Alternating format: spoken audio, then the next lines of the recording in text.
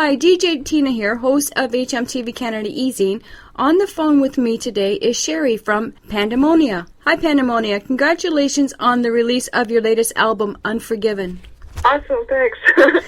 Thanks, Tina. Can you tell our audience the highlights of Pandamonia? Has there been any challenges in producing this CD? Well, we did it all ourselves, so there's been many challenges. And, just because we live in a tech world, just like things where you're transferring files and you lose files, or the drums moved. When we first recorded the drums and then we went to transfer them into the computer, they had moved. We had to edit them all. And so the challenges start right from the get-go, especially when you're doing it yourself, Mm-hmm. Who writes your songs? And is it animal rights that you strongly express in the themes, or do these themes change? Animal rights is our main thing because we feel that maybe not children, but people can speak for themselves and should and sometimes don't, and they have at least that advantage. But we really strongly work for animal rights. And did you say who writes the songs? Yes. Well, the band, it's a collaboration. It started off mostly with my guitarist and myself. Like, he would play a riff, and then I would sing something, and what I sang right at that time would be what stayed. Like, if you check out any of our songs, almost every single one of them, within that strum of the guitar, I sang something, and you're almost actually hearing exactly in its creative form. So it's almost word for word what came out right then. Your song track, Unforgiven, is very deep and heartfelt. Will you be producing a video from the song track in the future? Yes, definitely. That's actually the next video. We just shot one. It's kind of more of a jokey video. We didn't take ourselves very seriously. People are comparing us right in this video to the Ramones and Blondie and silly slapstick stuff. But the Unforgiven song, that Unforgiven song is really appropriate for if someone's done you wrong, and say it could be anybody from a boss to a friend to a family member to a boyfriend or girlfriend, where you know how everybody's so politically correct and they just let it go or they forgive or whatever, but this is sort of the anti of that. You're not forgiven. All right. I noticed that you're correct in your influences, similarities of Heart, Led Zeppelin, and Floyd, but I noticed that Pandamonia seems to have a special sound that's original and different, maybe a hint of southern rock, a little bit of soul. That's what I picked up on the guitar playing. And yeah, you've got a good ear, that's true. And Sherry, your beautiful voice and vocals add a magical touch and the feeling to the heartfelt emotion in your lyrical content. You can feel what you're singing in your lyrics. Awesome, thanks, DJ Tina, thank you. Yeah, you picked up on that sound with the southern rock. I think even like Q107 wrote to us and they said we sound like Leonard Skinner, and they could hear the Bad Company influences. That's for sure, that Bad Company's in there. And Leonard Skinner, maybe it wasn't intentional, but I think, if you're going for that sound of a guitar, and Black can tell you more about the guitar work and stuff, but you can get that sound, like it's easy to get sounds of different bands if you pick the same sounds as them, but in this case it wasn't intentional. Like, I know my guitarist really loves Floyd, and that comes through on some of his more ambient solos, especially live and stuff. Has your dedication to support animal rights in your music helped raise awareness in the community and worldwide? Yeah, it really has. People have linked us to the animal rights thing pretty early on.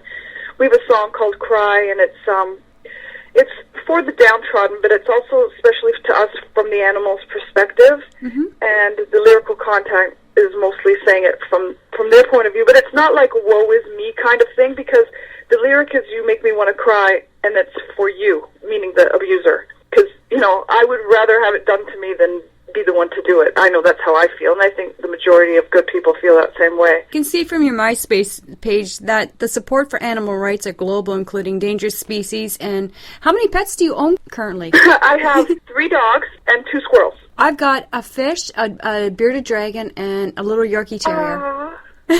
We got a small dog because our yard's not big enough for a big dog to run in, so that's why we just got a small little dog, and he's king of his world. Oh, for sure. They're such people. They do so many funny things. How anybody can do anything to a dog. Like, I was just watching last night on YouTube. I saw there's this new thing. It's called freestyle, but it's dancing with your dog. And the tricks with some of these dogs.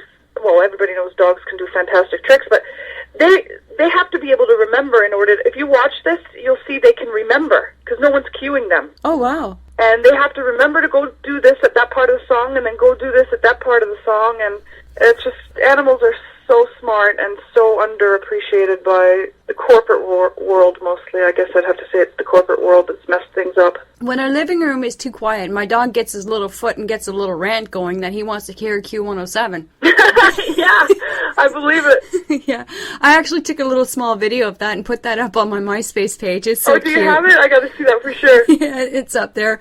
It's really cute. Yeah, he'll have like a regular rant on, like I want to hear Kim Mitchell at 2 o'clock, and he starts ranting. He needs the vibrations and the energy that music gives, right? That's true, he does. I can't stand silence. I can't sleep with any kind of silence. We have to have the fan going or some kind of white noise. Silence is deafening. Well, we got the radio on low for the dog, so it helps. Yeah, the TV too. The TV or the radio always on for the pets. He's not a real TV person. He loves the radio. He's a musician. Oh, easily, for sure. And there's dogs that sing. Yeah, he'll sing to Celine Dion karaoke. Is there a howling sound that goes on with that? Oh yeah, for sure there is. What's his name? His name is Benson. Benson. Yep. Is it after anybody in particular? No, just Benson Wilson. Oh, cute. Yeah. Oh, yeah, he's the king of the house. He takes care. We got the squirrels, too, and they're, like, a lot of fun. We raised these baby squirrels when they first said they couldn't take them at the wildlife center because they had closed eyes. Oh. Because closed-eyed squirrels have to have round-the-clock care, like every 2 hours they have to be fed, etc. Then when we fed them and we raised them till they opened their eyes, then we went to give them to be rehabbed, and they said, well, now we can't take the open-eyed squirrels because they have to be put to sleep because now they've been handled too much. So we were like, forget that. So we had them, and they own this house. They've chewed a lot of our musical equipment. Yeah, they will. Brand new drum chairs, amps, everything. They've ripped off every key off of the keyboard, for when we were editing our music. Sometimes they'd come along and delete files, or they ripped the keys off. And one time they stood on they always Google something just by walking across, right? Mm-hmm. And usually I just delete it, but this time I decided to hit enter to see what they had Googled, and I swear to God it said my peanut. Oh, wow. Isn't that strange, eh?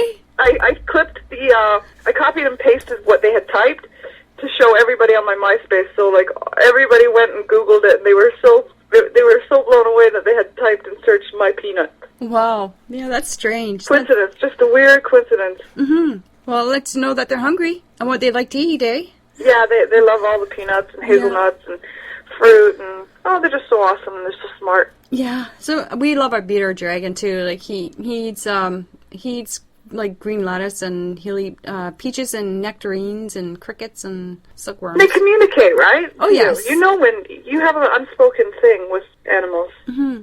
Mine, when I'm doing my interviews, like he wants to come out. He's scratching, so we gotta let him out and run around on the floor because he loves to hear that and he loves to dance. Aww. Yeah, he loves hearing the voices and he loves hearing the people and he loves running around the house. But even deaf people can feel the vibration and enjoy music. They do actually feel it somehow because it's a language. Mm-hmm. That's true. We live for music. We're just music junkies. It's our drug of choice for sure. Who is the current lineup of Pandamonia? Our drummer is by a guy named George Harrison. I know it's like famous name. And mine is Sherry Lee, and Black just goes by Black. Does the band mix, record, and master all their songs? Yes, this time we did. We did everything ourselves.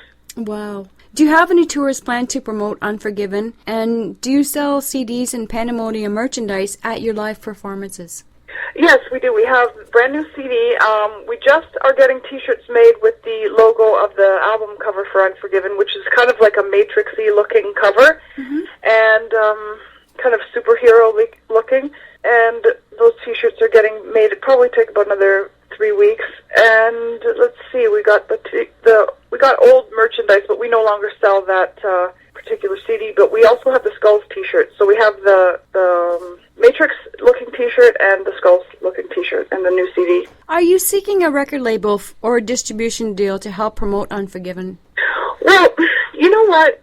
We go in and out of energy, thoughts, and that situation. The music scene is a mess, and it's been a mess for a while, and it's hard now at this stage of the game when you've done so much of it yourself, and you get, it becomes like your labor of love, and it's your baby, and it's hard to then turn it over to someone who might just make a mess of it. Mm-hmm. So I guess I would think that the band would accept, say, something like a development deal, which means there's promotion involved without handing over all the rights to everything. But I think right now the band's leaning towards no record company whatsoever. Like, every time we think, oh, we could use the promo, and then we think, forget it. Like, we're having too much fun doing it our own, and this is the new way. It's hands-on nowadays for most bands. Have you ever thought about opening your own record company? We have sort of opened our own company online, like a record company. We've got all kinds of little things on the side that we forgot about, and we never checked back into those MySpace accounts, or even, like, we've signed up on register.com. But lately it's been called KMA Records, and it's like Kiss My Ass Records, because we're like sort of anti-establishment. So, I mean, we have no, how do you say, what's the word? Like, we would totally take on another band, no problem. We'd be into doing something with another band after we get a few things done of our own. Mm-hmm. And, I could see us opening one of our record label to do it with other bands, because we know what to look for and what to keep them from getting into and stuff like that. Because I've been signed twice already, and it's just been really horrible. Because I have dance stuff out there all over the world, and I mean, there's been millions of downloads, and I've never received a penny, and it's been an album that's been illegally released by High Bias Records, and it's just a huge scam. With the industry in a mess, where do you think the industry is going to be in the future? I think more like this, how we're doing it, more hands-on, more people saying, okay, I can. It's never been better for an indie musician with the online and the iTunes and films and putting your songs in a commercial, and it's never been better, because there's musicians from the 50s and stuff like that. They've never been paid a penny for, say, like Chuck Berry and all those bands from the way back days. They've been getting ripped off. Like, they never even saw a penny. And then bands got smart for a while, and then they got dumb again. And then, all the rights go to the record labels and stuff like that. So it's never been better for indie musicians. Right. That's really true. Mm-hmm. Well, you can do everything yourself nowadays. Like, for instance, our example is a video we just shot. We bought the camera, because now they're affordable. That very same camera used to be like $7,000, $8,000. Now it was $2,000. Wow. And we shot, and it really gives you great shutter speed where it looks like a movie. Mm-hmm. Got the same quality. We haven't used it on this particular video that we just shot, because we had shot the video. Then we learned about the camera. That's how fast we bought the camera and then shot the video, was the next day. But we saw that we could actually make the hands do the Matrix thing, where you look like you're punching, and it's moving so fast but slow, so it's like, Cool. So we can make movies now with this camera. Yeah, that's really cool. So it's amazing for people in our position who were lucky enough, or smart enough, or coincidence worked out enough that we ended up at first being forced to do it ourselves, and then what happened was we became one-stop shopping, so we can do everything ourselves now. We might have resented it at the time, but we wouldn't trade with it now. Can we request Pandamonia music on mainstream or internet radio? Yeah, you can. I know that we're being played on some Clear Channel and some FM, XF, what do you call it, XM Satellite?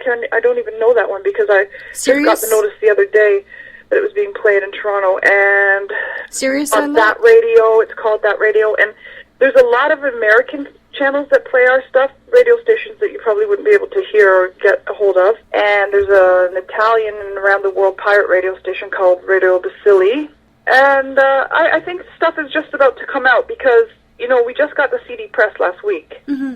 So they're getting the copies only just now. Okay. Before we wrap up our interview, do you have any last words?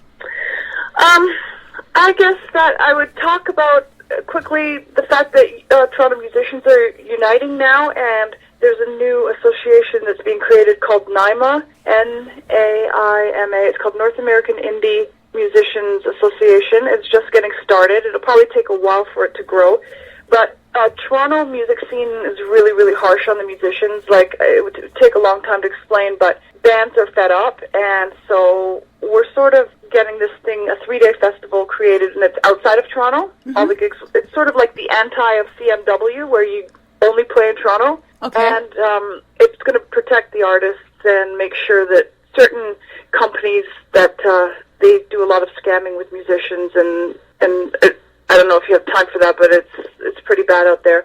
So in between, it's not like we're like people who just want to like, you know, be busy fighting for all these causes. Mm-hmm. They're sort of coming along the way, and we're just doing what we can because it's very hard to be quiet. You know, we're not the type. We're anti-celeb. We got to do it. We just got to speak up. It's not like we could just turn our head the other way and say, "Oh, that didn't happen."